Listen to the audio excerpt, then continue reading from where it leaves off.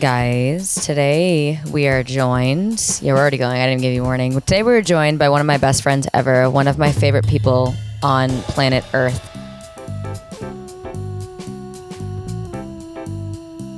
She is a singer. She is a songwriter. She is an actor. She's a regular writer. She's a philanthropist. She's a track star. She's a regular star. And if she took maybe 2 more classes, she could be a sommelier. Everybody, this is Mina, Tobias. Yeah, the crowd goes crazy. Oh my God, guys. We're also joined by her dog, Taco, if you're watching. If you're not watching, you're missing out because he is so handsome and adorable.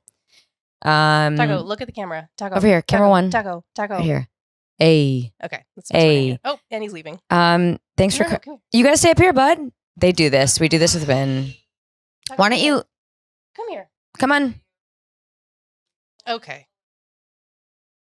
Yes. Absolutely.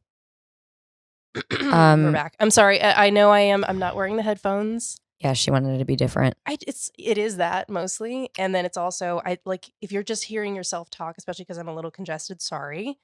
It just gets in my head. Yeah. And then I'll be thinking about how I sound. Yeah, singer things. I also feel like we're about to duet or something. I know. Done a podcast where I'm holding. Well, we're also preparing because it was just Mina's birthday. Oh my God, happy birthday, Mina. And we are celebrating. You're going to listen to this episode far after we film it, so it's kind of irrelevant. But we're going to be celebrating Mina's birthday this Saturday, and we rented one of those, what are they? Tandem bike karaoke bars? I don't think it's like considered tandem because you're side by side. Right. It's a bike bar experience where. Are you going to tell her to move it closer? Yeah. So my thing these are not as sensitive, so you got to kind of like you kind of have to deep throat the mic. Oh. You kind of need it like if it's not like in the back of your throat, nobody can hear you. And I thank you for that.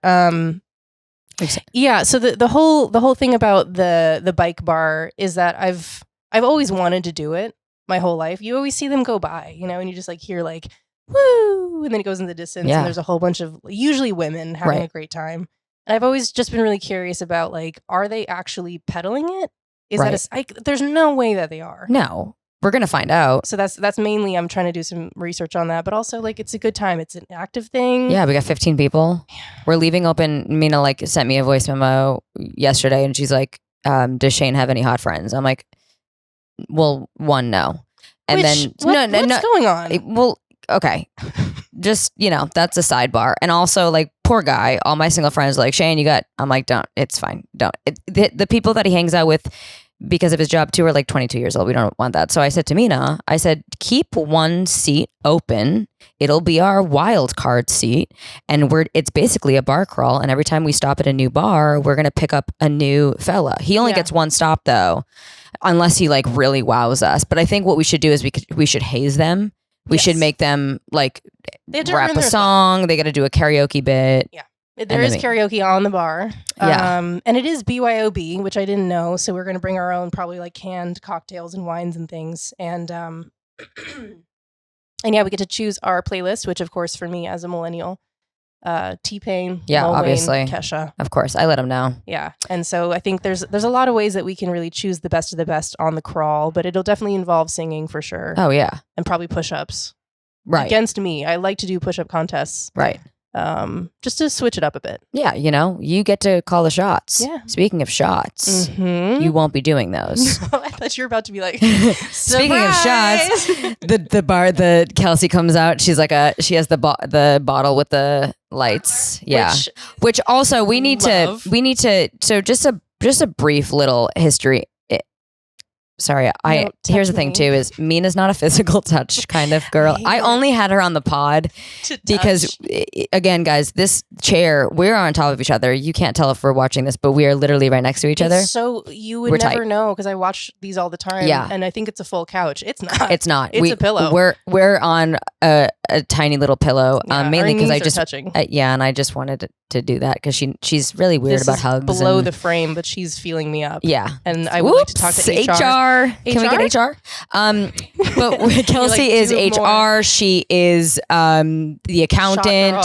She is all of shot girl. Yeah. But what I wanted to say about Mina is I've talked about you in the pod. Anytime I talk about like, oh, I have this friend that's very well versed in, you know, how do I say this to somebody without being like, fuck you, you're a stupid cunt. Mina is the girl that I am referring to.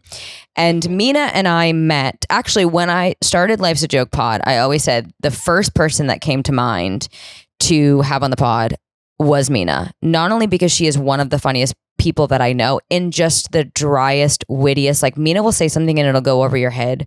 And then like 3 minutes later, you'd be like, you salty little bitch. I just figured that out. Also, Mina and I, when we're together, you know, those videos that are like me and my friend, like never knowing how to end a joke. Like we will take a joke. We'll just keep taking a joke to the point where it's just like, we just millennial kill every joke that we have. Is that a, well, millennials just like are insufferable. You know, like they just don't know when to stop. And we embody that, but we do it with our chest. Okay. Yeah. And I learned so much about our generation through you because you're very locked into like Gen Z. Yeah. Oh yeah. I don't know how they feel about us. It's I thought everybody loved us. No, it's so interesting where I stand. What? Because I'm like one toe into Gen Z, and I'm like, God, I'm like listening, and I'm like, got it, okay. And then I report back to millennials, and like my job is I want to bridge that gap. Yeah. Because Gen Zs, they have their qualms. Like we have our qualms with Gen Z. They're a little weird. Yeah. Millennials are a little insufferable. And I feel like I can be the bridge to Terabithia for all of us. I appreciate that. I think that's true. Is your audience Gen Z that are listening to this or watching this? Mina, we don't know. Everybody watches Life's a Joke pod. You're right. There is no demo. It literally is all people. All people. Okay, because I was gonna do a specific like pandering to your audience if it is Gen Z and be like, we love you. And I really do love Gen Z. We love Gen Z. No, we love Gen Z. I love you guys. We adore you. I really do though. I think Gen Z gets a lot of flack. I'm a little afraid of them. I think some of it does come from fear. They scare me. We love you guys. We love you guys. Please be nice to us. They're a little scary, but like it's good. It's good for us. It keeps us young. What makes you scared of them? They're just they're vocal, man. Yeah, they're vocal. Yeah. You know, our generation. She's touching me. Sorry, our generation. We're really good at being like, hey, this thing over here, I don't really like it, and then we move on to the next thing. Yeah. Gen Z is like, I don't like this, and I'm going to tell you every single reason why I don't like it. And then I'm going to make 12 follow-up series videos about why it is the worst thing that I've ever seen in my entire life. Yeah. And then I'll move on. You know, they're a little bit more stick it to the man. Okay. And it's a little intimidating sometimes. Got it. Thank you for elaborating. Yeah, you're welcome. But what I was going to say is, Mina is the first person I thought of when I did Life's a Joke because she's absolutely fucking hilarious in a really, really intelligent. She also went to Cornell. Like she's a genius. She's very smart. She was a runner. She's wearing this. She's flexing. She's like, oh my God, me. I didn't like. She wore the fucking crew neck, you bitch.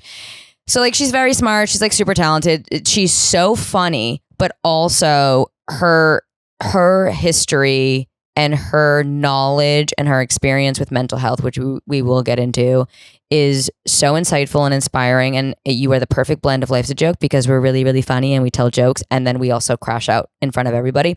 And a really brief story about how Mina and I met. This was, sorry, I keep touching you. Sorry. There's something about you in my chair. I'm like, I never get this. I know. Sorry. Oh my God. I'm so sorry. Jesus, I'm done. I'm going to put my hands like this. So Mina and I met, in 2015, which is 10 years ago. Sorry, I had to say that out loud because I went to Emerson. I can't do math. I just wanted to make sure I had that right. 10 years ago. We worked at Equinox and Kelsey's gonna keep checking Mina because Mina's getting real lackadaisical with this mic. No, I know, but we want to hear we want to hear your little tidbits in between. So sorry, Kelsey. We worked at Equinox, and our mutual friend, who it's now the three of us is our group, Rachel.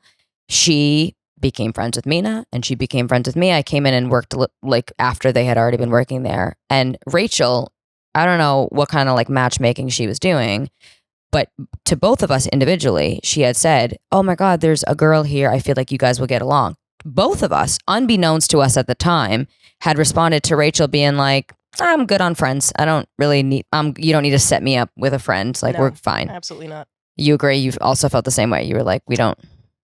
I'm just always, I love people, but at the same time, I don't need to meet any new people, Right. essentially. Right. Like from time to time, and especially like in a workplace. Right. You're like, I'm not here to make friends. I'm here to make minimum wage. I'm here to make $6 an hour. Yeah. And that's all I'm here to do. 100%.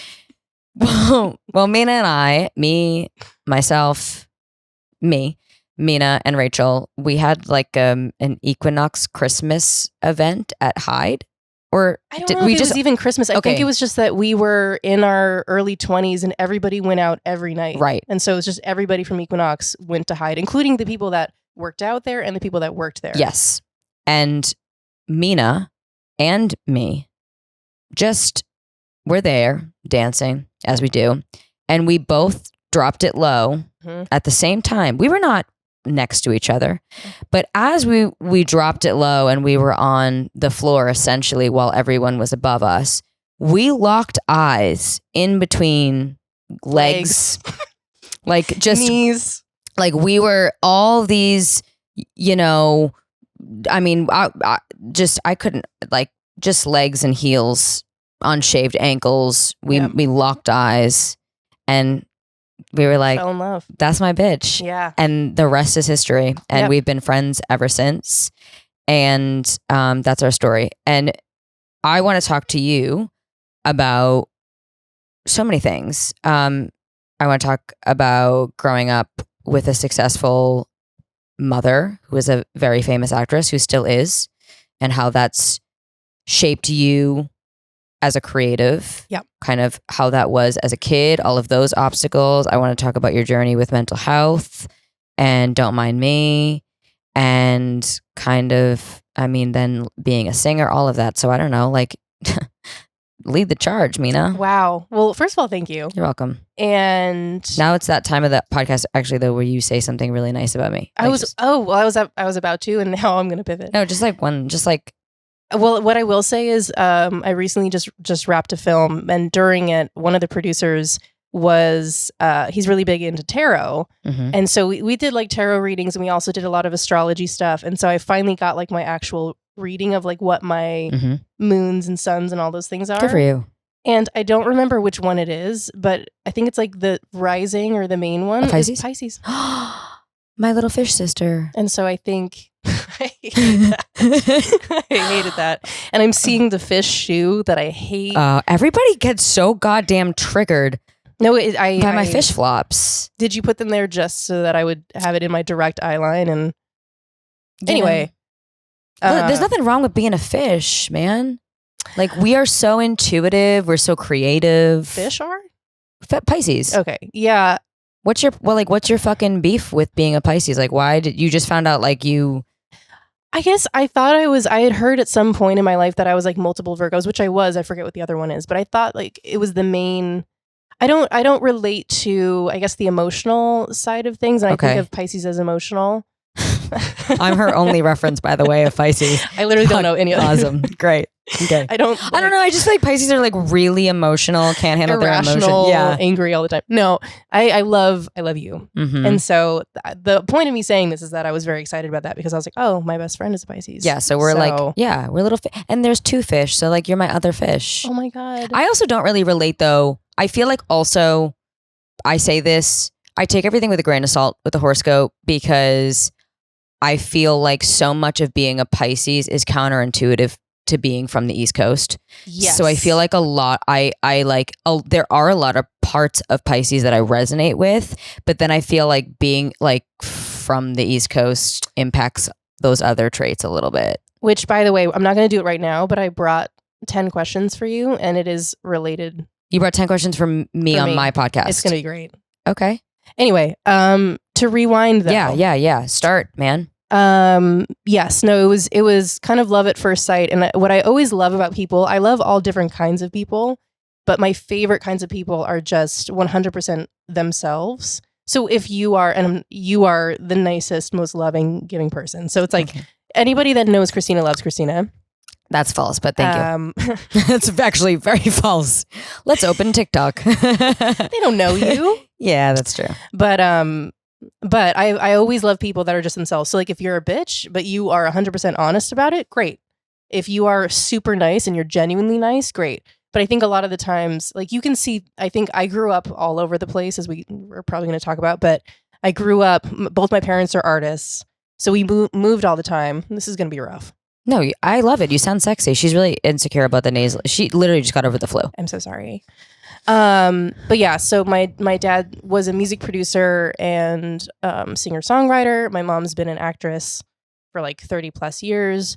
And so we moved a lot for their projects, but we also just moved because they, like, the second they started moving furniture in the living room, we were like, oh, we're moving. And we were.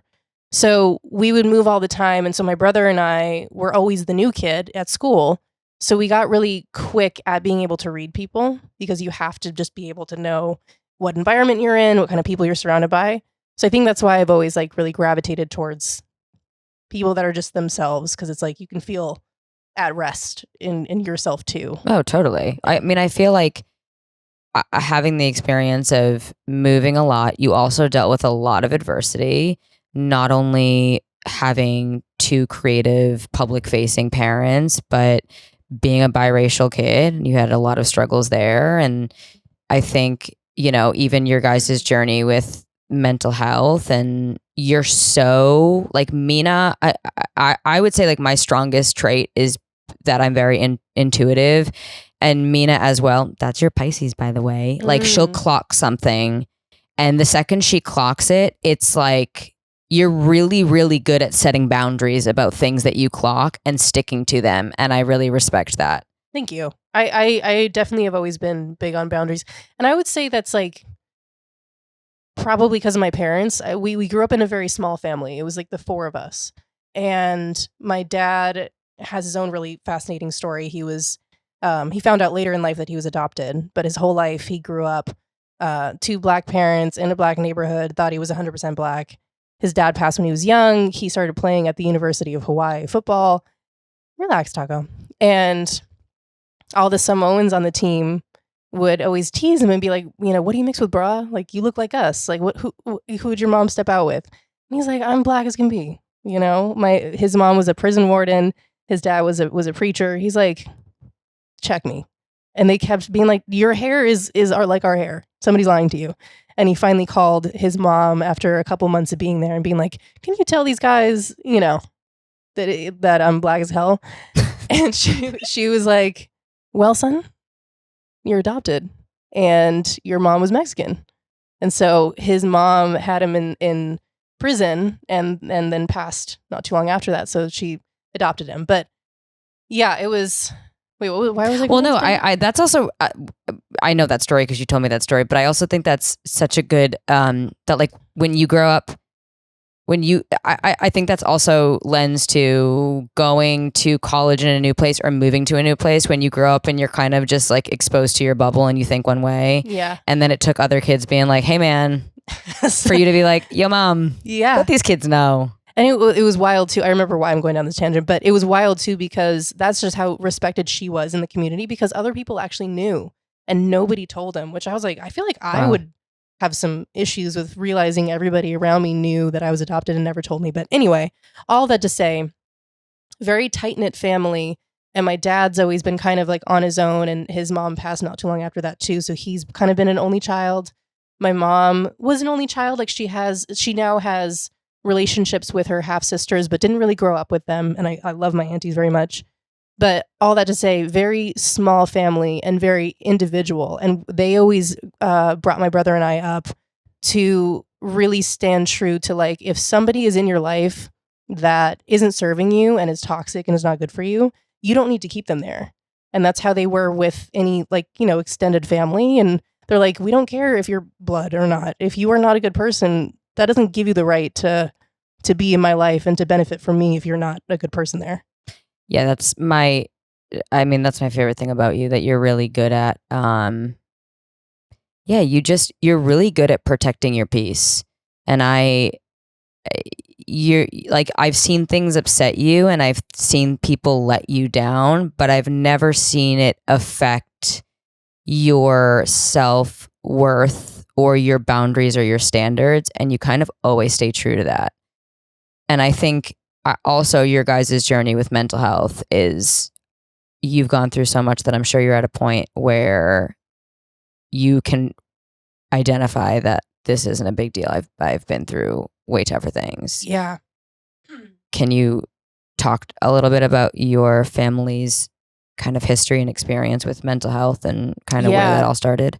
Yeah. So my brother Sylvester, he's 14 months older. We look very similar. How are you feeling about the drilling? Oh yeah, can you hear that drilling? We're good. We'll be fine. Just scream into the mic. Yeah, this is a little BTS, guys. There is somebody with a chainsaw outside. Yeah. And that is the actor experience. Anytime, because now everything is self-tapes, anytime you have to do anything on camera, it doesn't matter if it's midnight, somebody with a chainsaw. Or a leaf blower. A leaf blower. And It's always the fucking leaf blower. I'm like, you live in California, you don't even have grass. Like, what are you blowing leaves? What are you, dust? Dust. Literally dust. We just had construction next door. That was a hurdle I had to get over. I couldn't do fucking jack shit in here. Finally got over that. I'm like, great, I'm in the clear. Now this fuck behind me, I don't even know. I swear to God, he's just drilling a hole in the ground to fuck with me. Yeah. And I'm that passive aggressive There's nothing Karen. happening over there. What I'll do now is I'm so passive aggressive. I'm literally a fucking Karen. I'll open the door and I will speak, but I'll speak loud enough that he'll hear me. Yeah. So yesterday I was like, oh, convenient timing. This house behind me is drilling. And then I slammed the door. I'm so sorry. Thinking that would make them be like, you know what? Let's set it up. Yeah, let's quit our job. Let's quit our job. It didn't. Okay, if you hear it, let us know. Yeah, okay. I don't mind it, but it's literally, this is the experience. Yeah, so. it is. Okay, you Mental brother, health. 14 months older than you. Yeah. And so we grew up very, very close because, again, we would always move together. Like I went to 9 or 10 schools and so did he. And so we didn't know anybody else, but we knew in the hallways that we would, see each other. And that was always like home base was my brother. And he annoys me, or he annoyed me when I was younger. But I loved him very deeply. He doesn't annoy me anymore, to be clear. Right, of course. When you're growing up, your siblings are supposed to piss you off. Yeah. I assume. I don't know. I don't have any, but I would assume. I wish you had some siblings. No, I don't. Okay. It'd be terrible. I mean, I do, but I would, yeah. Yeah. Well, you would be an entirely different person. Right. Anyway. Less insufferable. Continue. Yeah. No. Yeah. No. But yeah, so we were very close growing up. We also look like twins, and especially when we were younger, like I decided to cut off all my hair. These are the things I kind of like. Somebody said I wouldn't do it, so I buzzed off all my hair in like 3rd grade. And then I didn't really think it through, and I didn't realize that now my brother and I look like twin boys. And everyone was like, "Oh, your boys are so cute, twins. Who would have thought?" Anyway, so that was my upbringing, but we were very close, and he was an athlete. I was an athlete. We both ran track and field. And he was the reason I got into it, because he was very talented. He's a super athletic guy, and he went on to win nationals his first year running track. And I was like, this guy? If this guy can win nationals, like I can too. So I started it as well. And I did, but in hurdles, he did it in long jump. But so he went off and got a track scholarship to UC Irvine, and I went off to Cornell. And so his second year at UC Irvine, he was on the team, and he was in a frat, and he was walking home one night, and he was kind of already struggling a little bit with substance use, I would say. Like he also would say, looking back, he was like, yeah, I was the one that was doing the most. Mm-hmm. So there was already that going on. And then he was walking back from a frat party at like 3 a.m. and he sees a body fall in front of him. And so he rushes up, and he realized this kid had jumped from, a top floor balcony from a building. And so my brother was there trying to, keep him alive, get paramedics there, and the kid didn't make it. And so from that moment on, we then were getting a lot of calls from his teammates and his friends that were just saying like, something's off. So his friends and his teammates were really starting to get concerned, because he was exhibiting behavior that yes, when something like this happens, you're going to be changed. But it was like his personality was changing, and he was really using a lot of substances. So we ended up having to come down. I came back. It was my freshman year. It was his sophomore year. And during Thanksgiving break, we didn't know where he was.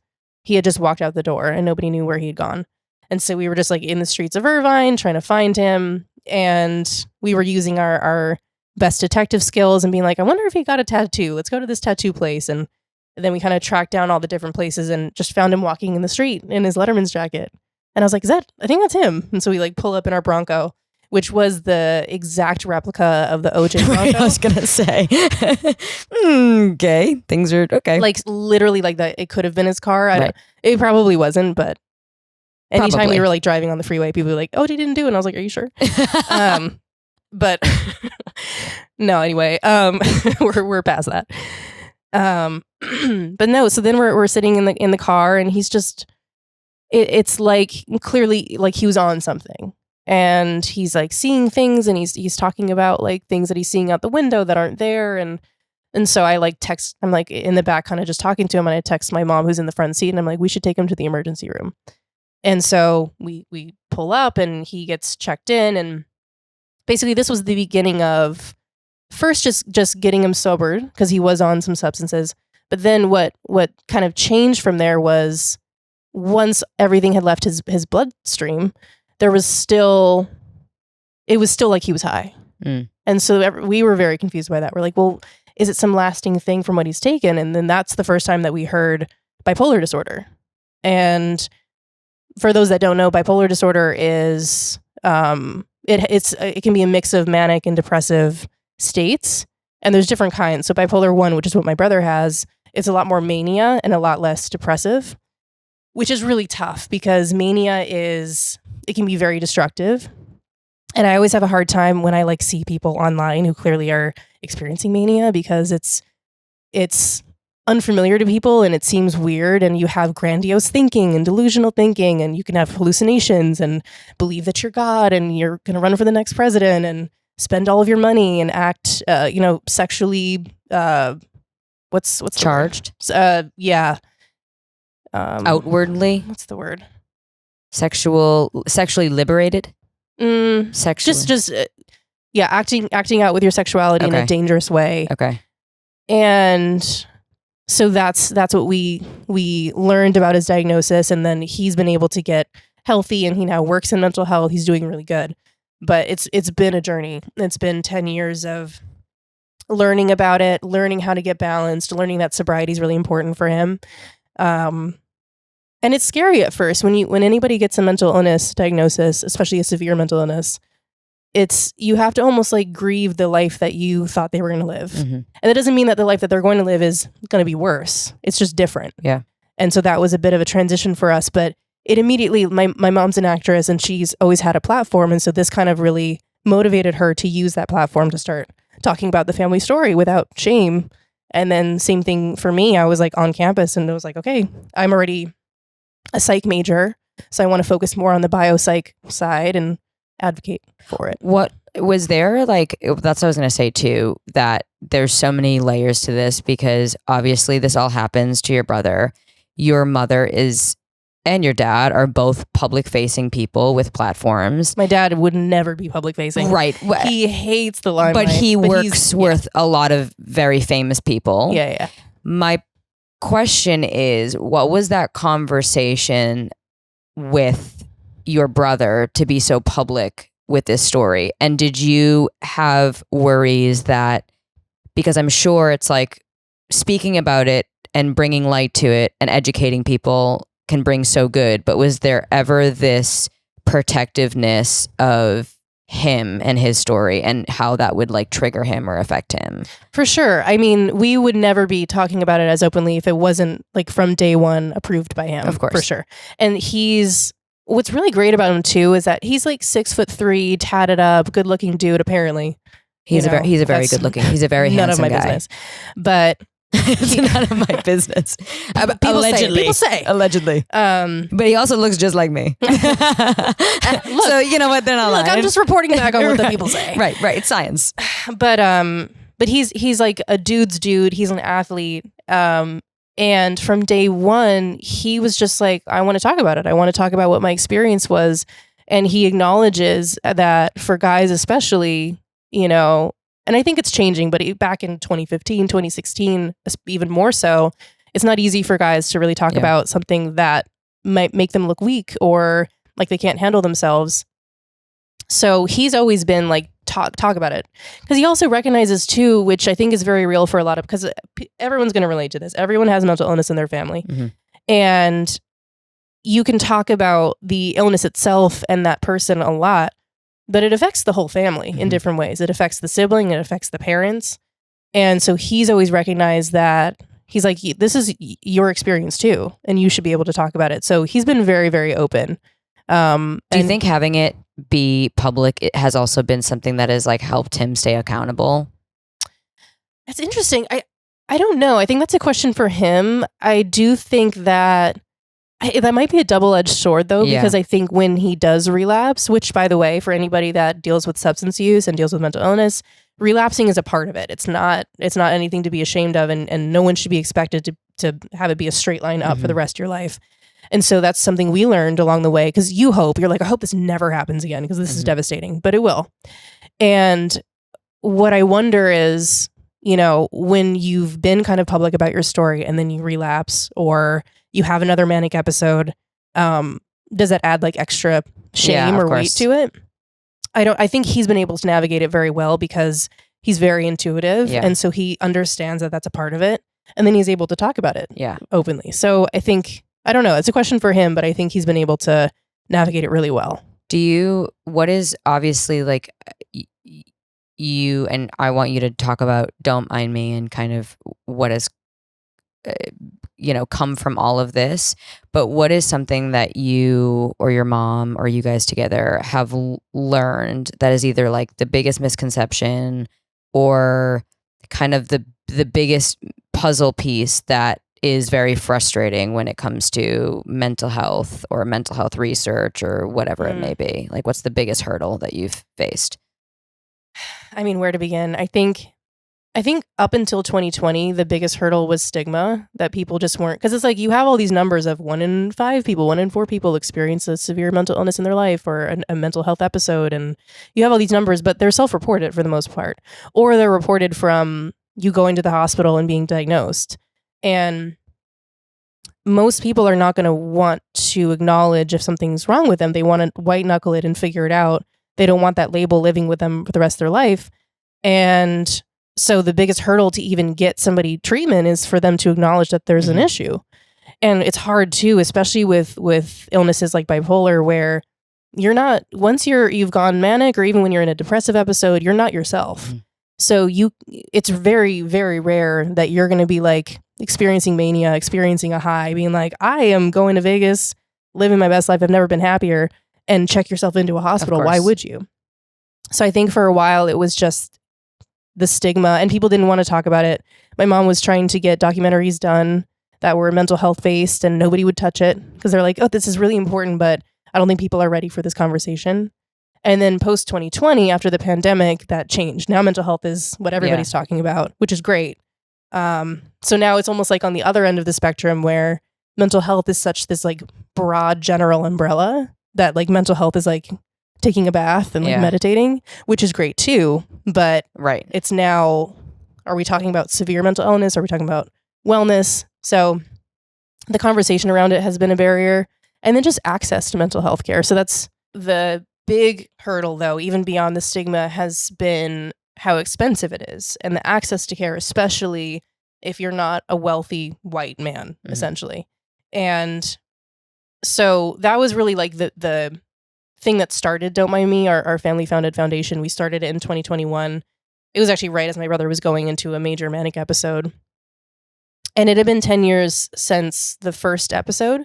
And he was thrown back into the system, and he was in psychiatric hospitals. And it was worse than 10 years before. And we're like, okay, we've been talking about creating this foundation for a long time, but it's time. If not now, when? So we started the foundation, and our big thing is, of course, continuing to advocate and talk about our story. But it's actually creating scholarships to get people in treatment who can't afford it, because we would get bills for a rehab for 30 days for $100,000. And that's normal. And people are like desperate to get their loved one help. And I'm like, no one can afford that. Yeah. But even if you can, 30 days doesn't do anything. Right. It with substance use, it takes like 25, 26 days for your brain to even come back online. Yeah. So what is 30 days going to do? And then it also puts pressure on the families that can't afford it, that like, if you shell out $100,000 for your loved one and they're not fixed, then it like creates shame for them. Totally. And it's not a system that works. So our first big thing was just like, we need to do something to make it accessible. And then that didn't feel like enough. So now we're developing our own treatment center in Palm Springs. Yeah, which is fucking awesome. And Mina wears many hats, but the facility is insane. And you kind of have just been like figuring it out as you go. Like Mina will just have a new job. I'm like, what are you doing? She's like, oh, I'm just trying to wrangle like 75 sponsors. I don't know. I'm cold calling people. Literally. Like you just performed last night at like the biggest, like the bar on Sunset. And now you're just like cold calling sponsors. Like what's happening? What also something that you said to me, which I had no idea, was I remember when you were looking to get your brother help and you had mentioned something about the difference between mental health and then mental health with substance. Yeah. Right. And you said like that part is really specific and it's hard to find people in that. Definitely. So I'm assuming that's also something that you guys are going to be doing at the facility. Yeah. It's so a lot of basically with substance use disorder. And by the way, like this might be new language for people. So a big thing with mental health is that the language develops to be less shamey. And so addiction and, alcoholics and substance abuse, like those are languages that kind of have this connotation of stigma to it. So substance use is the term. Okay. And so if you have substance use disorder, I don't quote me on the number, but I believe it's around 3 out of 4 people that are struggling with that have an underlying mental health issue as well. And it's probably more than that. Interesting. And so what kind of like influenced this treatment center is that the issue right now is there's been a lot of funding and there's been a lot of facilities that open up for substance use, but they are not able to handle mental health. Got it. So they'll take your money and they'll get you in. And then my brother would get kicked out in 24 hours because they're like, he's too manic. And we're like, well, you said you were dual diagnosis, meaning you can handle substance use and mental illness. But he'll go places and they won't allow him to be on both of his antipsychotics. And you're like, well, got it. Okay. So what's your plan here? And that's kind of the norm. And so in Palm Springs, there's a great infrastructure for substance use and recovery and rehabilitation, but there's not primary mental health, behavioral health at the forefront. So we see this as a great place to have that, to be working with the rehabs that are there, that like if somebody is too acute with primary mental illness, they can come to us. Yeah. And our big thing too is with treatment, as I'm sure people know very well, is you lose people in the transitions. So when you go from the emergency room to the psychiatric hospital to the outpatient program to long-term care, it's those transitions that are really difficult because it's hard to find the next place. It's hard to get insurance that's covering you. And that person might all of a sudden be like, you know what? No, I don't want to be passed around from institution to institution. So our big thing for the campus is that we want it to be all levels of care through long-term treatment. And it's the same team that's taking you through. So you're not having to re-explain your trauma, go through it every time, feel like you're a number in the system. Which probably deters people from wanting to go through the process. 100%. One of the million reasons why it would deter somebody. But I'm assuming being passed around and having to retell the story and there being, things get slipped through the cracks. That's very frustrating. I mean, can you imagine having to relive a traumatic moment over and over and over again with some new doctor every couple of days? Nobody would want to do that, especially when you're sick. So when are you guys officially open? We're hoping so right now there's a grant that's coming through California, the B-CHIP grant. And so we're applying to round 2. So if we get everything together, because we're in the development process, the goal would be early 2027. And how many, how many patients can you guys hold? So the big goal is to have it be 400 at a time. But right now we're wanting to do it. Yeah, it's a lot, but we want to do it sustainably and slowly. So we want to start with a smaller project, having it be 30 and 30 beds. Makes sense. And then you see what works and what doesn't, and then you build it out. But we want it to be because the need is so much. And it's a massive property that you guys got. And Palm Springs, I feel like you can get a massive piece of property like that. Okay, I want to switch gears. I want to talk about growing up.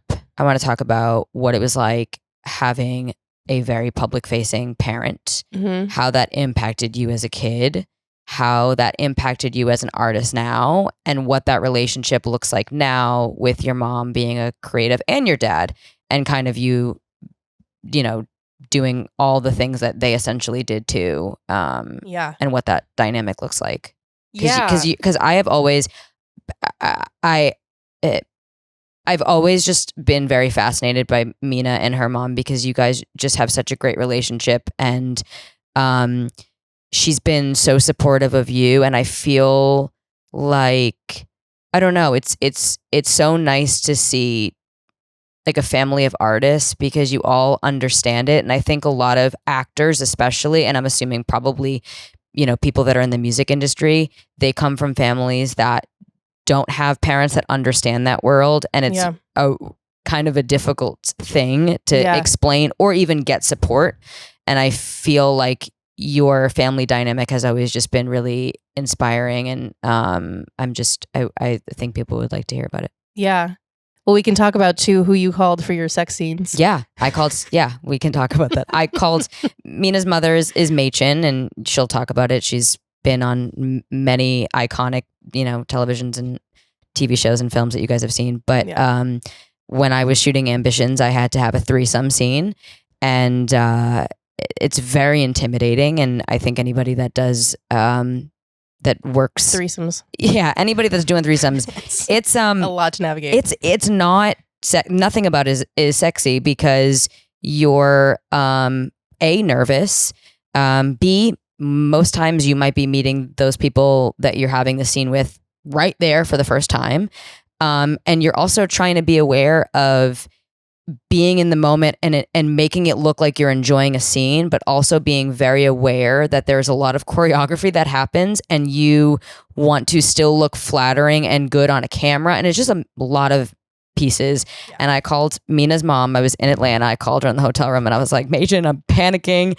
What's your best advice? And she said, just enjoy it. Yeah, she's like, you know, just stretch. Yeah, she's like, you know, she's like, stretch just a have little fun. bit. She's like, just have fun. Don't worry about anything else. And honestly, like, really, as simple as that was, I was being so technical about it in my head, and I'm like, I'm just gonna go in like I am acting. I'm just gonna enjoy it. And the more that I just try to enjoy the like freedom of this scene, the better it's going to look on camera. And now, honestly, that was some of the best advice I ever got. But just have fun with it. Yeah, you guys inspire me. So talk to me a little bit about that. Yeah. And make sure you talk about Gossip Girl, because that's a crazy thing to go through as a kid with your mom on the biggest television show. Well, I mean, that's like a microcosm of my entire existence. Right. So basically, my mom has been acting since 89, 88. I think she did like a small thing on Star Trek, and then Baywatch, and then she got Twin Peaks, and that was when she blew up. And that was around 1990, 1989. And so I kind of grew up in the 90s, very aware of Twin Peaks, but I was not going to watch it for many reasons. And that has a cult following. Very much so, as it should. Yeah. But so it was like, I was aware of her notoriety, but my parents are just very down to earth, and they don't like any of that kind of stuff. We were aware of it, but my parents, like, you know, they always had us away from all of that. My mom doesn't really go to red carpets and do all that stuff. Like, it's very rare. But there were parts of it that were unavoidable. And that was that, I think, for us, we were a mixed family. And so the things that we couldn't ignore was that the KKK was after us. Like, since I was born, I was getting death threats, and my brother and everybody. And so that just like from the beginning of my life, I've been, which I think goes also to really wanting genuine people around, and like being able to read people. I've had to since I was a kid for safety reasons. Like, we have people following us all the time. So I think there was that aspect of it that was kind of dark. But then I also got to grow up on film sets and in the studio with my dad and on set with my mom, and I fell in love with it when I was a kid. Did you mention what your dad did? Did we talk about it? Yeah. Okay. Yeah, he was a musician, and he worked in R&B, and he can play every single instrument. He's just like the most talented person on the planet. And he produced with a lot of big R&B acts. So I grew up in both of their work environments. And so of course neither of them wanted me to be in either. They were like, you are not allowed to act, and you are not allowed, especially not music. They're like, absolutely not. But my brother and I would be on set and we'd be these little like biracial babies and like all these agents would be coming up like, do you guys want to act too? And my mom would just like come out of the shadows like, no, stay away from her. I was like, where did you just come from? She just spawned literally just out of nowhere. It was like a trigger word. Yeah. She just like was Terminator. But so it was always like not allowed. Yeah. Why do you think that was? Did your parents both had decently good experiences? Well, I mean, they were successful, but like, I don't think any artist who has dealt with rejection and dealt with the instability and the lack of being able to like know if you're going to provide for yourself and your kids, like you wouldn't want that for your kid. Yeah. So yeah, they were just like, do anything else. But I stuck with it. I was persistent. And so I think they realized it wasn't just because I was around it. It was like I really actually enjoyed doing that. And I always wrote music. Like I started writing songs in like kindergarten. My dad got me a little 8-track recorder and I was like recording harmonies because I listened to a lot of Enya for some reason. Actually, the reason was that I had insomnia, and so my parents would just play the Enya soundtrack to try and get me to sleep. But then I was just up, just being like, "This is incredible! Shit, I have to write a song." I was like, "This is fire!" Getting the stew, you know, this is fire. Yeah, this Enya shit is fire. So I was harmonizing like nobody's business in kindergarten. They're like, "Why?" And I'm like, "Enya, bro." That's hilarious. But so I always loved it. And I think music especially was something that you could always turn to. You can do it in your bedroom. You can do it on your own. Acting is harder because you need permission. Somebody needs to hire you and you need to, it's like a collaborative thing, which I love. But it always stuck with me. And so as I got older, I didn't even want to go to college. I was like, I just want to move to LA. I wanted to be a child star so bad. And I probably saw your commercial doing those flips. And I was like, again, she can do it. Yeah.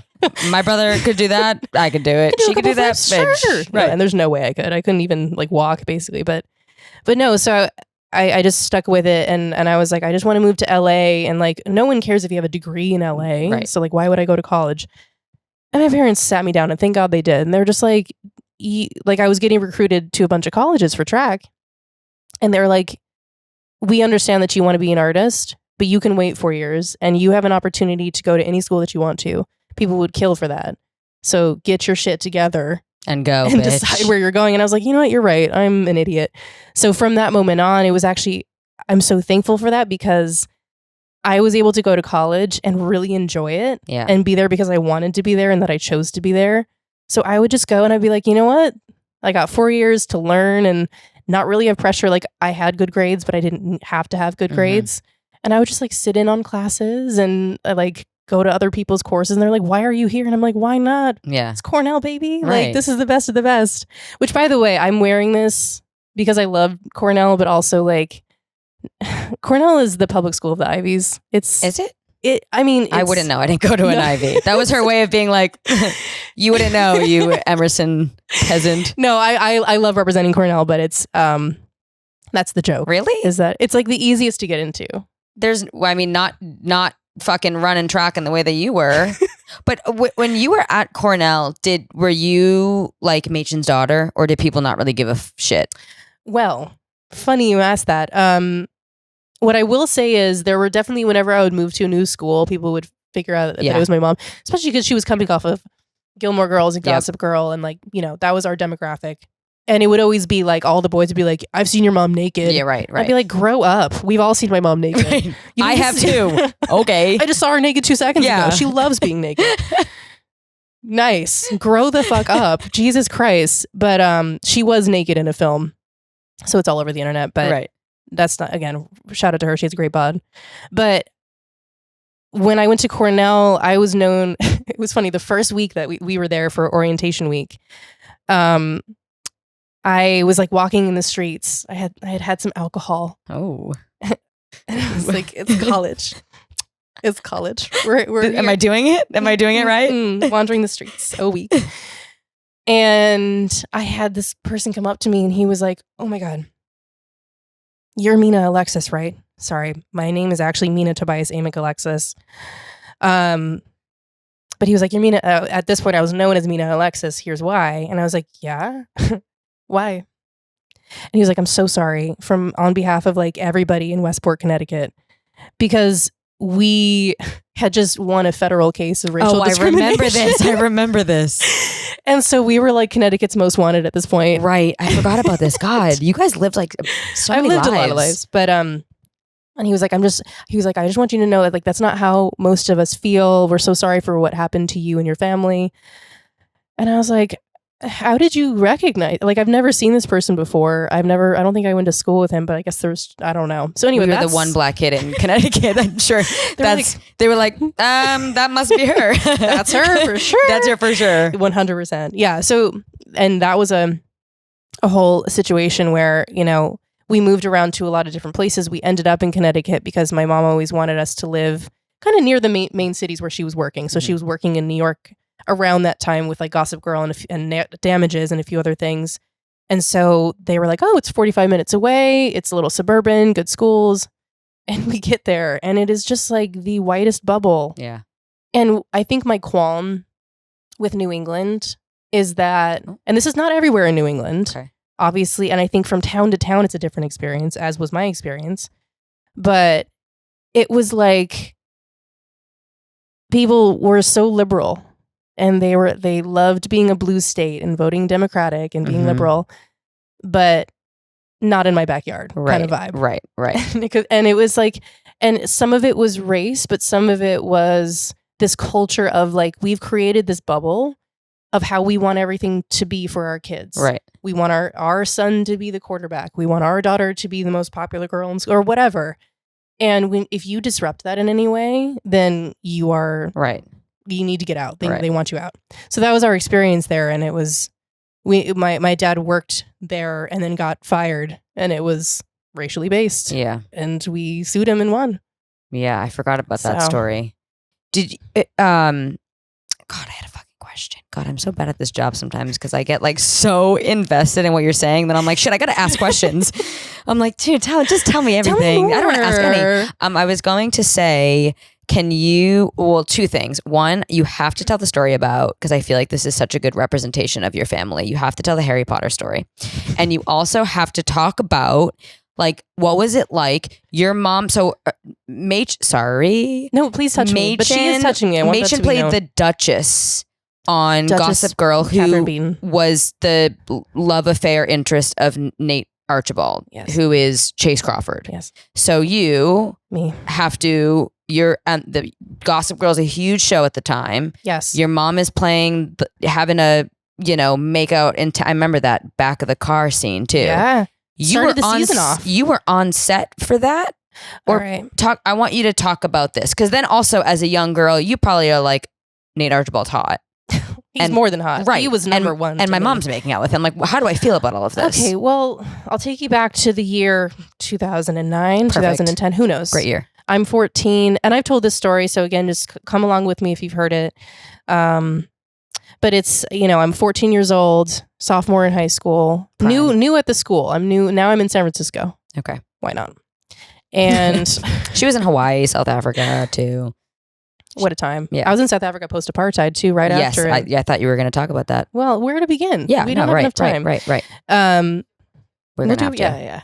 But so, I'm in high school. I'm a sophomore. I've grown into the little preteen that I am. I have a mustache. Right. This is not important, but it is important. And my mom I come home one day and she's like, oh, I got this offer to do a show called Gossip Girl. And I was like, stop. What? What? Do you need a stunt double? And she was like, I don't really know anything about it. I don't think I'm going to do it. And I'm like, you need to do it. I will leave this family. Don't test me. I will. Right. And I was like, please accept the role and let me come to set because I want to meet Chase Crawford. Oh, you didn't know at this time what she was. I didn't read the scripts. Got it. That didn't come across my desk. Got it. It should have. Ever since then, I've learned. Right. But so she's like, okay, cool, no problem. Which shout out to my mom also, where she's just like, if my kid wants me to do something, I'll do it. Right. And so it's been season 1 of Gossip Girl. Now it's the beginning of season 2, and she's the Duchess, and I put on my best little jort and my baby doll tank top. Ooh. Mustache and all. Shiny. Here we go. Combed, conditioned. Kelsey's crying in the corner. And I was like, We're ready to go. And what was funny too, and you probably in your head were like, this is Chase Crawford's gonna fall in love with me. He's gonna literally. It's like when you go to pools and like there's lifeguards and you're like, the lifeguard is gonna notice my one piece right now and be like, who's this 10-year-old? Like you convince yourself that they're gonna absolutely spot you out of the crowd. I will say in a pool setting though, I would be worried about just staying above water. I'm not the best swimmer. I know. But look, so I get to set. I get to set, and what was great too is that my mom again didn't want us to be seen, but there was tons of paparazzi. So she was like, "You can come, but you have to wear shades." And it was nighttime, so I'm walking in with my shades, and I'm like, "All right, I'm ready to meet Chase." And I meet him, and I couldn't speak. I was just like, just breathing, and his eyes are so blue, and I'm like, "You're not my age at all.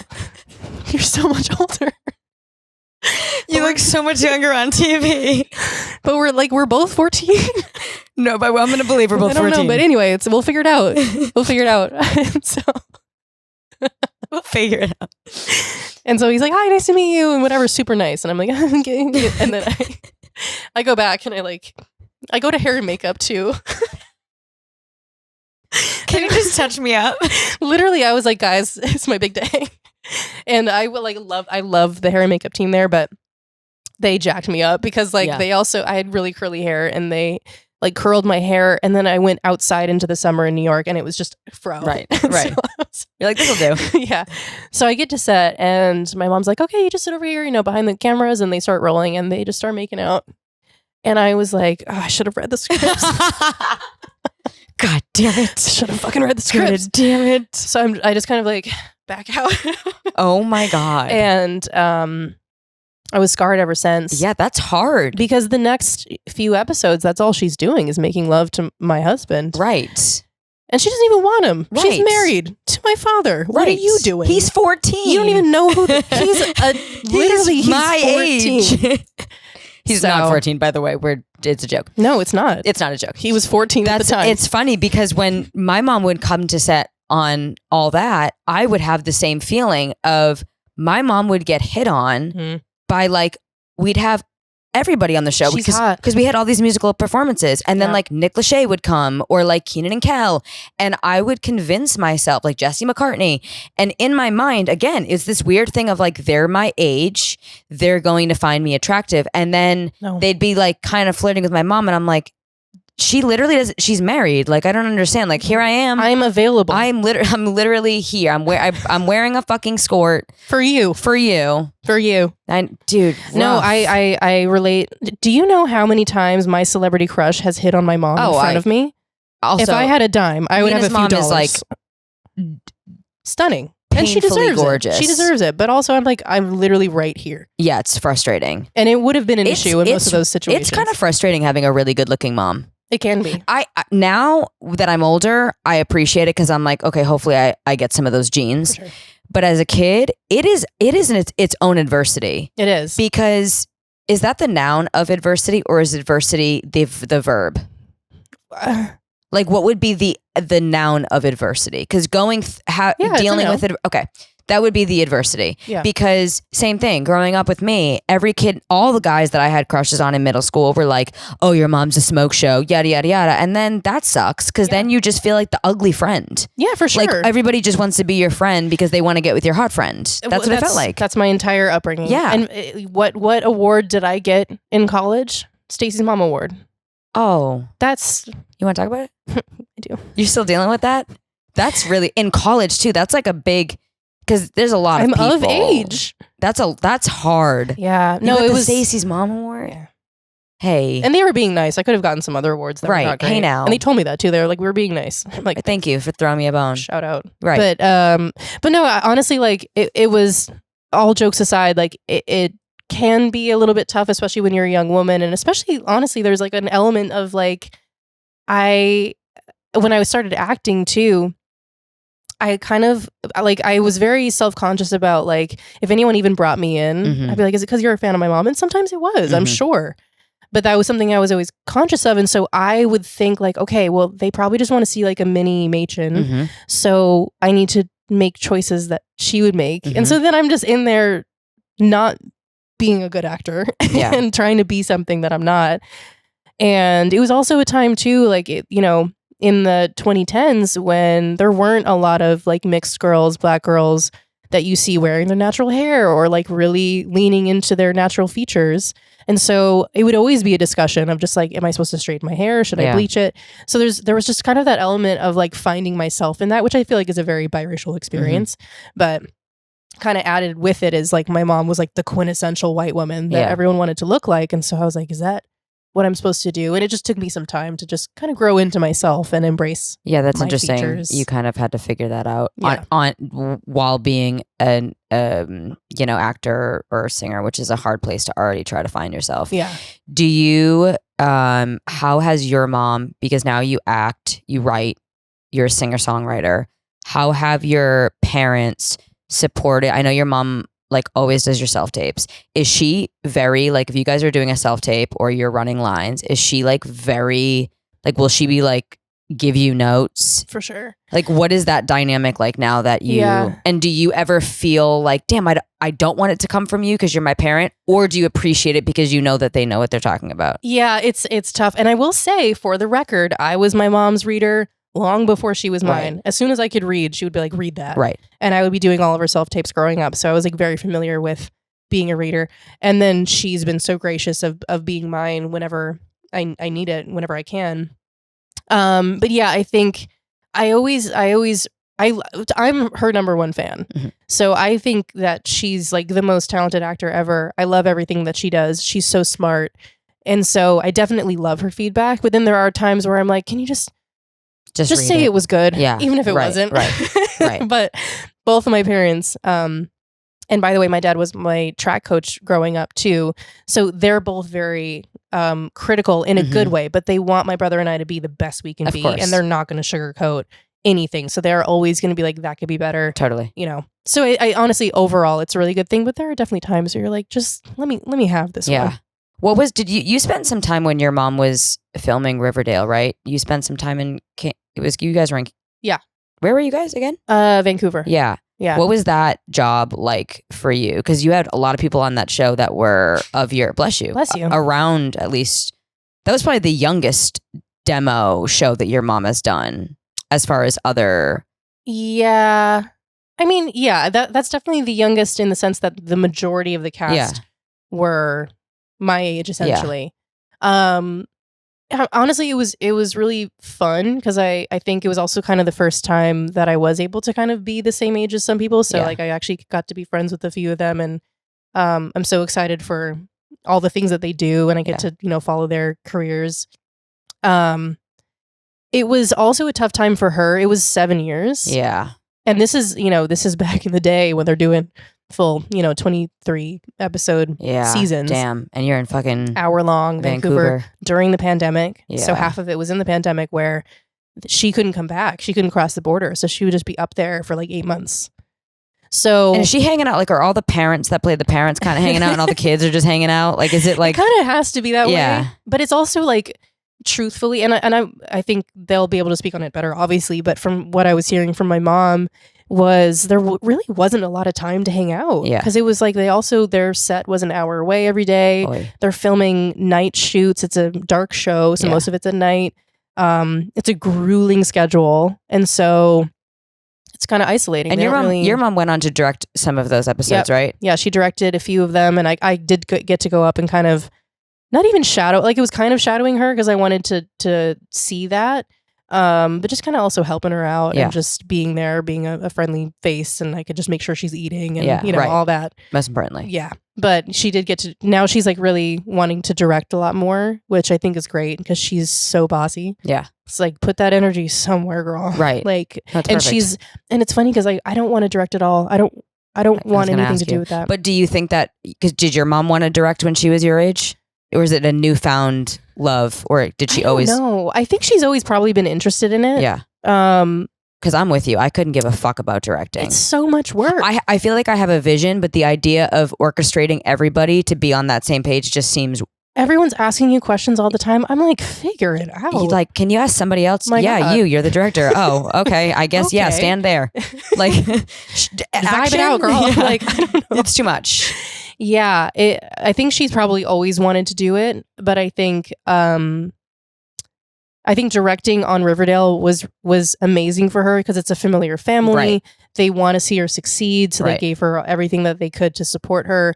And I think what she learned and what I learned just kind of watching was that with episodic television, it's such an interesting thing where like the first time she directed, it felt like everything relied on her. Yeah. But the truth is, it's a well-oiled machine. Yeah. So the episode will still get made. Yeah. Like even if you mess up. And that kind of, it's an interesting thing where like directors come in and they just kind of get plugged into this already moving thing, and you get to like kind of have your stamp on it, but you need to also make it work within the world that's been there. Yeah. So that was a fun experience for her to basically kind of get her experience cutting her teeth on Riverdale. Going on. Would you say, where do you stand now as far as you have your hands in so many things? Where do you feel and you can't say both. I know you love both, but like, where do you honestly feel the most fulfilled as an artist? You can't. Like when you're in the studio or you're performing or you're writing or you're acting, where do you genuinely feel like, I know you just wrapped a film. Yeah. I know that you've been doing music for as long as I know you and you've been performing live. When do you feel as an artist the most fulfilled? So I just wrapped the Vanishing tour, and it was my first time. Do we have dates on when that? I don't think so. Okay. I think we just wrapped, and I think they're going to probably do festival run and then figure out distribution and all that. But I'm really proud of it. I haven't seen it yet, obviously, but just the experience was so fun. And like I've done little things here and there, but that was my first time really having like a serious workload and being there every day, and the whole thing. And I think that was one of the most fulfilling experiences that I've had, because music to me, it's like it's always home, and it's a way that I can express myself when I need to. But pulling that off, and how many people you work with, and seeing everybody like at 110% every day, making kind of an impossible thing happen, and you having to show up and do your best too. And then when you finish, you're like, we just did that. Totally. That was pretty crazy. Yeah. I would say that was like maybe even more so than music, just because it's like the collaborative part of kind of doing the impossible with a group of people that you've never met before, and like going off into the desert and just creating something from nothing was really fun. And it's so satisfying. And I feel like when you're on a set, something always goes wrong. And to your point, our set burned down. Yeah, their set literally burned down. And then like the next day they had a new location. So like when you see inevitably something, no matter what level you're at, you could be doing a fucking indie or you could be doing a huge studio project. Like something always goes wrong, and every minute lost costs so much money. And to see people like come together and make the impossible happen, it really is like a very satisfying, fulfilling thing. Because you push yourself, like you before it, you're like, you see things on a page and you imagine how you're going to do it. Hopefully not too much, but you're like imagining how it's going to go, and then you show up and things go wrong, and you like beforehand you're like, I hope I can do it, but I don't know if I can. Yeah. And then once you do it and you've like given your all, you're like, wow, I didn't know if I was going to be able to pull it off. And it gives you so much more confidence as a performer. I want to close with your Harry Potter story. Okay. Because I feel like a lot of people will appreciate it, because I appreciated it. And I think it's almost that time. We have a lot of Harry Potter fans because we got a lot of millennials, So we do. I love millennials so much. We love more than Gen Z. We don't need so much. I'm just kidding. I'm scared of them too, to be honest. I'm scared of everybody. Yeah. Don't be afraid. Yeah. You are so lovely. Thank you. Are you saying millennials are so lovely? Like whoever's listening. Oh, yeah. We're not.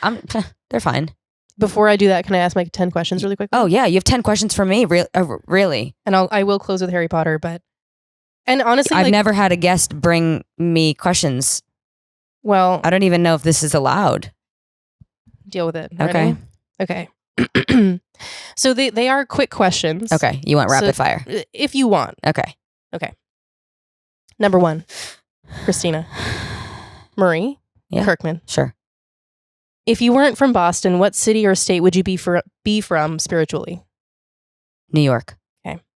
If you combined our 2 personalities, what one celebrity would we be? Rihanna or Zendaya? You remind me so much of Zendaya. I always say this, but I feel like she's a Virgo. Yeah, I Birthday love my Virgos. One of those two. I would say Will Arnett. Ooh, well, you Between the two of us. I love Will Arnett. That's a great one. Yeah. There's so many mixing things we'd have to mix together. Yeah. I'd have to. I think to it would sleep come on that. out as Will Arnett. I'm down for that. I think that's great. Number 3. If one animal had to go extinct, who's going and why?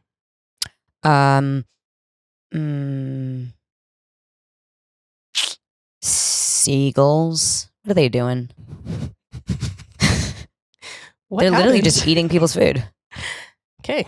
Like I just feel like that we could do without them. No, PETA's gonna come after me no matter. PETA's coming after me. They're gonna cut the clip. Go ahead, clip this, PETA. Like, oh, you hate seagulls? Okay, huh? what do you have Okay. against seagulls? You know, we're gonna have a seagulls movement. To me, I personally have no problem with seagulls. What's your fucking Mosquitoes. animal? Is that not an animal though? It's an insect. I think insects are animals. And then I'd say tarantula. I don't like them. They're fuzzy. They got a lot of legs and I they think move that's fair. weird. No, but you said seagulls. Well, whatever. Number 4. If I were a worm, would you still love me? Yes. Okay. The funny thing is Mina doesn't smoke weed. So like it wasn't even a question of like, were you? No, she wasn't. She was dead ass sober when she wrote these. I have never done a drug in my life, and it's Yeah. because I'm already high all Right. the time. I don't need any more. High on life, baby. Number 5. Is having a cigarette on vacation still bad for you? No. There's a loophole. Okay. Number 6. If you were made into a cartoon character who wears the same thing out, like the same outfit for their entire existence, what would your outfit be? Oh, I definitely a onesie, like a step-in onesie. Okay. I feel nimble. I can zip it down. I can wrap it around my waist, or I can just like curl up in it. Okay. Kind of like your Harry Potter onesie, or your FBI costume that you wore for 8 years straight. R.I.P. Yeah, I Mina wore so the same much. Halloween costume for literally 8 years straight. Yeah. It was FBI Federal body inspector. By the time the 8th year that Kelsey fit. remembers it from Of course, everyone remembers Halloween it. That's all I 2015. wore. Actually, by the last Halloween, you couldn't even see the eye anymore. It was chipping away. It was just FB. And you were just like, Federal body. Facebook? Was this Mark Zuckerberg? And it What's was happening? see-through at this point because Yeah. it was not made of the finest materials. No, you got it was at- $30, and I Right. wore it for 8 years. Yeah. So it was just She's a sustainable ass out. queen. Anyway, where was I? Do you think all only children are insufferable? I wrote Yes. this a while ago. Yes. Okay.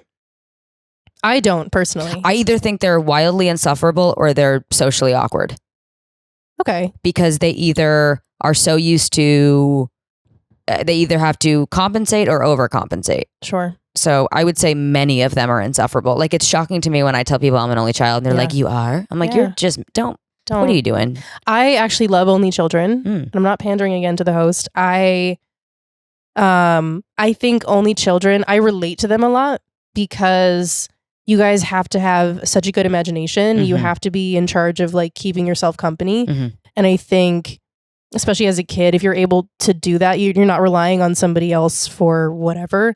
It just, I don't know, it brings out a really interesting thing when you're an adult that you've like been able to take care of yourself and like keep yourself. I can agree with that. Yeah. I also think too, not to sidebar, but our relationship, Mina, and Rachel was really the first time when I came out to LA. They were my first best friends that I met in LA, and I felt like it was one of the first times that I had felt seen as an adult because even after our friendship, I had friends that I felt like they needed so much from me that I just am not physically able to give. And myself, Mina, and Rachel were such low maintenance friends. Yeah. And I think there's an understanding that like we all loved, I'm the only child, but we all loved our alone time. We're Yeah. all really good at being alone, and we don't need people to be barging in on our aloneness Yeah, for to sure. feel validated. And we don't take it personally if you need a couple months off Of and I don't course. hear from you. I'm like, as long Yeah. as you're okay, Yeah. I'll check in. But Yeah. like, yeah, I think I talk about this a lot that like I'm both an introvert and an extrovert. Yeah. Like I love my alone time, but I also I love hanging out with my friends. I Totally. love traveling with people, and I love going out alone too and meeting new people. Same. And there's a level of grace of like, if one of us falls off the face of the earth, which we literally rotate who it is, Yeah. and then one of us will just kind of disappear. We always have grace that like there's never been a time where we're like, oh, are they mad or did I do something? Like Yeah. it's such an adult relationship. And I've run into a lot of hurdles being an only child with liking to be alone, and even living with people in college. I've ran into issues all the time with people being like, are you mad at us? You're always in your room with your door shut. And when I went to college, it was the first time I lived with people outside of my house. And growing up, I was in my room by myself 24/7. There was no one else. Yeah. And I had no cousins in my family. There was no one my age. So you guys were always really accepting of that. So we love you. Yeah, I love you guys. What is your signature dance move and why does it work? Oh, you know. I do. I just want you to... I mean, I have many. I have like the got, drop it low. Yeah. And then I have the jump to a split. Jump to a split. Lately, I've been doing hopping. I've been doing lots of hopping. Low? I think because I recently started jump roping. Getting old? Oh. Yeah. I'm trying to make sure those knees don't give out. But I've been doing lots of hopping. Good. Yeah. I love jump roping. Is that what you would say? What would you say? Is it the split? I mean, I think like within the last 10 years, the jump to a split for sure. Yeah. But we love it. We love a little hop. Yeah. And also leg up. Yeah. But the jump to a split is like you bust that out at like a Toke Madera out of nowhere. Everybody's like, what the fuck was that? You know what I mean? This is a nice establishment. What are you doing on the floor? Yeah. You know, you know what I'm doing on the floor. You know what I'm doing here. And it's flexible. worked. It's worked. It's gotten us into free things. Yeah, it's gotten us free drinks, invites to parties. Although we do have a running joke that something about Mina, aside from the fact that she's like strikingly gorgeous, is like no matter where the fuck we go, nobody gives a fuck about me and Rachel. And everybody like, let me give you every free drink ever. Like Mina just literally is like, hi, can I get a mojito? And they're like, oh, let me pay for everything. So now we like always send Mina to do everything because she gets everything for fucking free. I appreciate that. It's probably just because, you know, my rough upbringing. Yeah. It's just it's probably just because I'm fucking gorgeous. It's so much taken away from me that right. Somebody up there is like, give her a drink. Throw this bitch a bone. God. Right. For sure. If you do have children, what are your plans with Winston and Willa? Are they going to get the main house and then you and Shane have to move into the guest house, or what's the plan? I need a second to think about that one. I just don't want they can't hear you. They're upstairs. I literally had a moment last night where like Winston was at the bottom of the bed and Willa came up and snuggled with me, and then Winston turned around and looked at me, and I stopped snuggling with Willa because I was nervous that he was gonna like get sad. Yeah. So that makes me really sad to think about having kids and like them seeing me, and I don't want them to think that they feel replaced. I'd probably honestly just buy them a mansion. That's what I'm thinking. And just live in a outhouse, which I think is what they want. I think for sure. It's like they don't want you here. Like they do, but they like don't. If you couldn't give them a situation where they're like self-sustainable, they'd be like, fine. Oh no, don't. That's how they were meant to be. All right. Here's the final. These question. are great questions. Thank you. Final question, and it's a real question. So, of all of the different versions of you that exist, and I talk about this a lot, as human beings, we aren't one thing, right? And that doesn't make us like have a lack of self-identity, right? But it just means like you're different with your mom than you are with your best friend, than you are with your partner, than you are at work, and those are all a part of you. Of all of those versions of yourself, what's your favorite? I think I really like who I am when I'm by myself. I feel like being by myself is how I have had a lot of identity issues with my identity growing up and being a child actor and an only child, and then coming out here and being in bad relationships. I feel like, I don't know, when I'm by myself, I really see who I am. But honestly, I don't know, not to sound corny, but my favorite version is who I am around my friends. Because, you know, when there's no work aspect, there's no family aspect, there's just like girls going out, that's like my favorite. That's like the CHRISTINA that's doing splits and like just so careless. And I also think that's why I love having such a small friend group. My whole life, I really like, we always talk about, I always wanted the Sex and the City friend group, and I never got that. And I feel like now I just cherish the very, very small, close relationships that I have. And again, like you said, I love meeting new people, but I have no interest in like having this really big friend group because I've had that and it turned out terrible in the end. Yeah. And I don't know. I like who I am when I'm around my girlfriends. I love that. What version of yourself do you like? I definitely, I agree with being on my own. I feel like that's when I'm most creative. Yeah. That's when I write music. New song coming out, Freedom 2.0, September 26th. Plug it, baby. Yeah. Plug that If there's shit. something I'm going to do is put it on your fucking calendar. I was going to give you a whole platform to plug, but you got ahead of it. Well, look. We'll still do the plugs. It's not my first rodeo. Right. So I really I've always been very connected with my creativity, my thought process, to a point where, as I'm sure you agree, Pisces sister. Mm-hmm.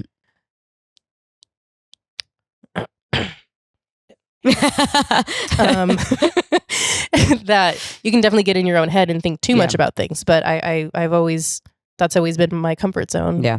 And then, with my friends, for sure. I think you can talk through a lot of things and get perspectives, especially if you have a great friend group like we do, where you can trust that people's input and feedback is in your best interest. Yeah. And you see a reflection of yourself in others, and being able to like bring joy or make somebody laugh. Oh, Like, there's no better feeling. Oh, it's the best. So. I also think our friend group is just really like, we all come from different backgrounds and child backgrounds and family, situations, and went to different school. I don't know. We all are so different in so many ways that it's so nice, because we have conversations all the time about things that we disagree about. And it's so nice to hear. Yeah. I mean, Mina's been, I really never heard about mental health, honestly, until I met Mina, really. And now, of course, it's trendy, but way prior to that, Mina was my first introduction to mental health. And I remember a lot of the things that I thought about people, I started changing my mindset of like, oh, let me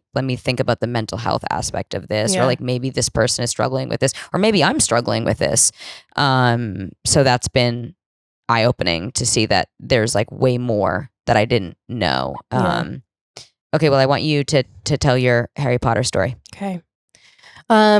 So I guess it all starts with, I believed I was a witch. Story? Okay. Well, you're about to know. After the story, we're wrapping it. I'm so sorry. We're going to cut some of those in-betweens too, yeah. All of the coughing? Yeah. Yeah. There's just 30 minutes of coughing. Right. It'll be a tight 60. It'll be a tight 60, honestly, after that edit. But no, so I believed that I was a witch, and I believe I'm a witch. That hasn't stopped, but like, I was really into it, and my parents supported that. They were like, we've always wanted you to be a witch. So I'm like, around 5 is when I started my witchcraft, and they would get me books on like altar magic, and it was nothing crazy. Right. It was nothing crazy. It was like altar magic. It was like, you burn some things and you collect some things, and it's very, very doing normal. Sacrifices in her bedroom at 5. No sacrifices. Nothing aggressive. There was no blood. Yeah. There was no blood. But I did like, like if it was a windy day, I would like try and fly, Right. She's like, the thing about Mina is like, she really isn't kidding now. I'm not kidding at all. I literally was like, we had a little porch at this time, and I just remember there was a really windy day, and I just kept like jumping off the porch trying to like get a little hang time, and I was like, I think that was it. And that was the origin story. And I was like, I felt it there, and I think it's real.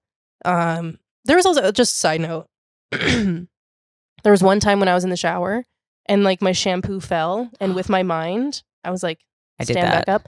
And it stood back up. I'm not shitting you. Yeah, because you remembered it. Yeah. So anyway, so with that in mind, Harry Potter comes around, and I read the books, and I'm not like you other fans, okay? I love Harry Potter, and I love you guys, right? But I took it to the next level, where I was like, this is real, and I'm going. And I'm 100% believing that. And so I was like, to Hogwarts. Yeah. I was like, I don't care about the actors. I don't care about the movies. Like, I'm not really a fan of Harry Potter. Right. I'm going to Hogwarts. Right. So,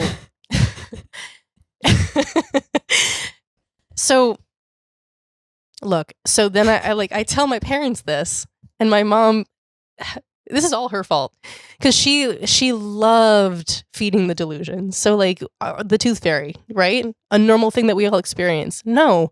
My mom pretended to be the tooth fairy for like 15 fucking years. She's an actor. She's an actor. And so she would like write so then it was like, it might have been the only job she got that year, Truly. She was like, we got to do something. We got to do something here. And it's going to be ruining my daughter's life. Right. And so she would pretend to be the tooth fairy that she named Luna. And Luna was associated with the moon. So every full moon, Luna would come. Even if there was all no teeth were intact. Oh, okay. So it's like, and she would leave little glitter and whatever. Not a lot of money though. I was like, right. Isn't she supposed to bring something? Seems a little rude. Okay. So anyway, so once I tell my parents that I'm going to Hogwarts, my dad's like, no, and my mom's like, don't say anything, sir. Yes, you are, honey. And then she would start writing to me from Dumbledore. And it would be beautifully scribed onto like burnt edges of a scroll that was like dropped off by an owl somewhere. And I was like, confirmation. I'm going on. Like, so, I'm now 7 or 8. I'm now really hitting the witch studies. I'm like, every day after school, I'm like, guys, I gotta go. We gotta practice some magic. And I'm just like sweating in my little altar. And then 9, 10, 11. It's 11 years old. That's when you go to Hogwarts. So I said goodbye to all my friends. This is real. I said, bye, guys. It's been real, but like I'm meant for so much more.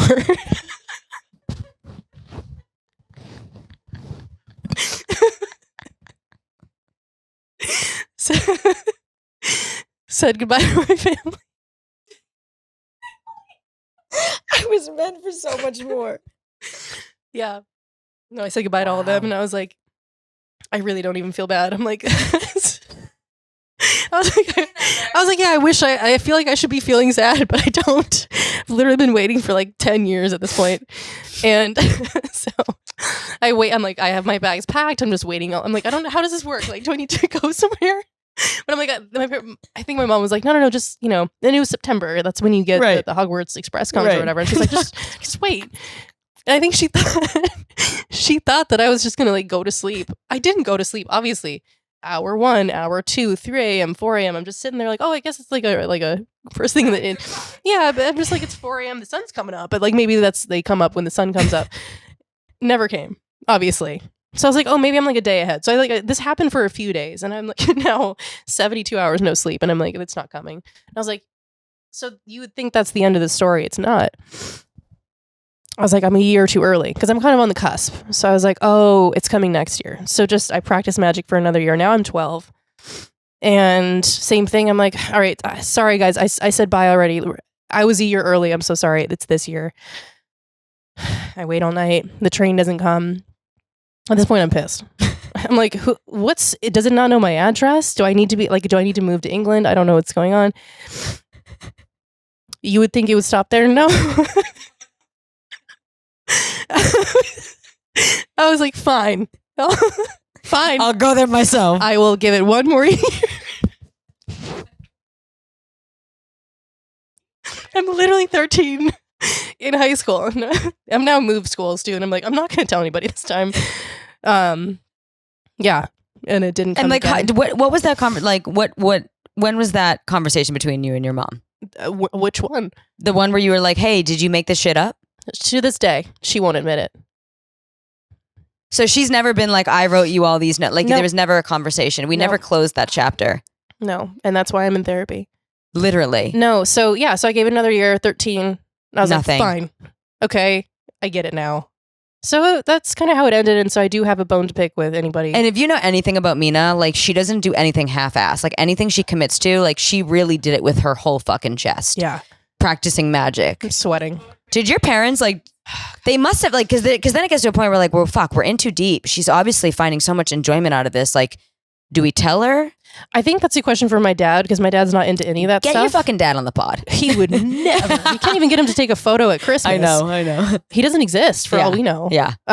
No, I think for him, he was like, this is cruel and dumb. Yeah. And then my mom's like, let her believe in magic. Yeah. But she didn't have like an offboarding plan. Right. So. And that's the point. And I think I like you said, I'm full throttle. So it did kind of mess me up. That's one of my favorite stories. Yeah. And it made you who you are today. And we love you. Thanks. You and your delusions. Yeah. Can you tell everybody where they can follow you, how they can support you, and if you have any upcoming plugs? Did my nose clearing mess that up? No. It's honestly, it adds character to it. Yeah. I've hucked loogies, picked wedgies. Oh. It actually adds to the People views. tune in for that. They love that. Well, first of all, thank you so much for having me on the pod. Of course. It's been a blast. I love talking to you. Love talking to you. We should do it more often. It was like hard to hunt you down. Happy I finally got you. I've been, You've been busy. You've been shooting films. And then I was sick. Right. So I'm at Mina Tobias on all things. I'm releasing new music, as I said, a song called Freedom 2.0. It's called Freedom 2.0 because I've already released a song called Freedom. Right. But I was like, this one's also called Freedom. So 2.0. I'm very excited about it. And that is under all my stuff on Spotify is Mina Tobias. And then for mental health stuff, we are Don't Mind Me Foundation. Same thing. You can follow us on Instagram at Don't Mind Me. and our website, don'tmindme.org. If you're looking for resources, you need help, we've got a whole resource page that kind of goes through all the different things that you might be going through and great places that you can reach out to. So check that out. And then we're always looking for support. So if you want to support us and donate, you can do it there on the website. And yeah, we're going to keep changing the world one step at a time with you are. Our foundation and our partners. And it's getting better, but it's going to take all of our help. Yeah. I mean, everybody make sure you follow along. Also, Mina, you know, if you're local to Los Angeles, she does do performances in LA and they're a blast. So make sure you follow along so you get to come and hang out. Yeah. Thanks and for being here. Taco Tobias. Yeah. Taco actually also has an IG. Yeah. Taco was the first dog that Winston ever met. Yeah. So he's very special to us. Taco, say hi. No, Taco goes, get me the fuck out of here. Well, thanks for coming. I love you. I love you both so much. This was such a fun episode. You've been definitely like, you embody life's a joke, and I'm happy you're here. Well, I love this. I'm so happy you're doing it because you are, I don't know why you say I'm the funniest person when you are the funniest person. So I'm glad you get to be exuding that all the time. Thanks. So I love you. Love you. Bye, guys. Touch me. Say bye. Bye, guys. Everybody say bye, camera 1 and camera 2. I secretly like it. I feel like I'm the hand from, yeah. Love you guys.